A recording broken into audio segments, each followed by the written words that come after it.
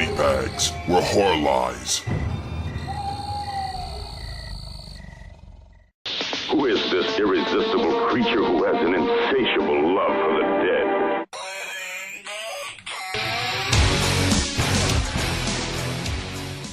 Hey guys, happy Thursday, this is your Fright Chick speaking. Okay, so this week I'm doing 2015's Landmine Goes Click. I saw this a couple of weeks ago on TV, so I don't have it, but I really liked this one actually. I don't really have anything really bad to say about it, but I do believe it's kind of a Marmite film, so you're either going to love it or you're going to hate it, but hopefully you'll all go out and watch it. That's kind of the point. So this film is kind of set in two acts. It's almost like a theatrical. I could see them doing this on the stage actually. Yeah, there's kind of two halves of this film that are completely different. So the general plot of this film is of three tourists, American tourists, and they're walking through the countryside in Georgia. I know the film was shot in Georgia, so I'm assuming it's set in Georgia.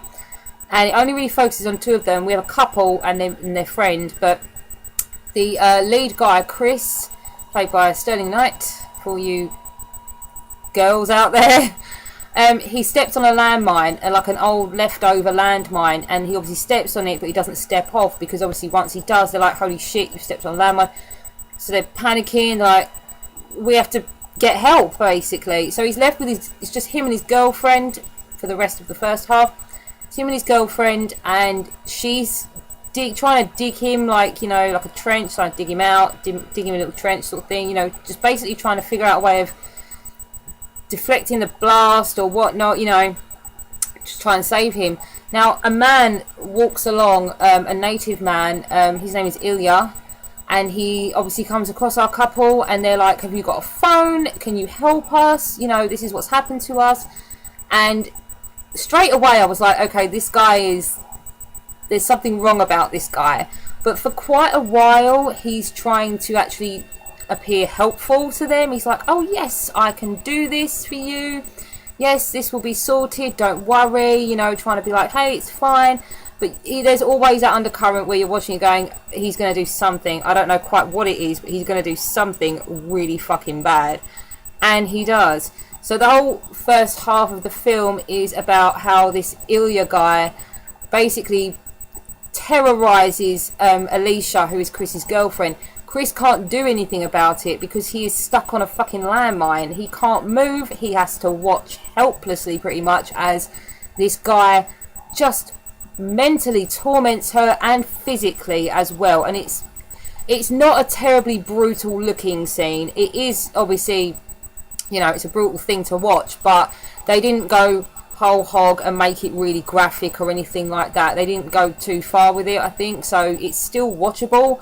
But it does go on for a long time when he does kind of brutalise her. It goes on for a bit longer than I think they should have left it on for. But hey ho, I guess they were trying to be shocking and suspenseful and all that jazz.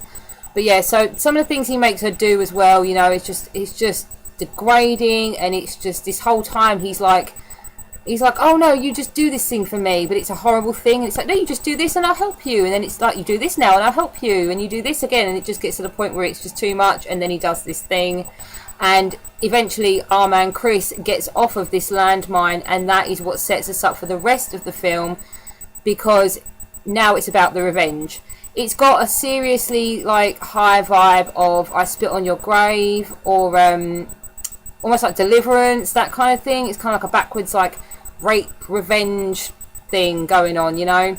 So Chris now, for the rest of the film, the second half of the film, manages to track Ilya down, finds his family, and then pretty much tries to enact the same thing on him.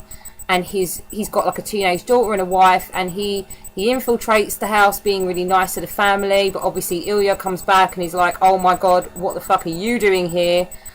And then the rest of it is just like the viewer's satisfaction portion of the film. You know, we watched our two American tourists get, you know, terrorized, and this man get away with it, and now we get the whole other half of the film, you know, is our kind of climax, really. It's like the whole, yeah, they're getting back at him now. But having said that, even though it was great, because it is quite satisfactory actually, I liked it, I thought it was like, yeah, I want to see him get his revenge.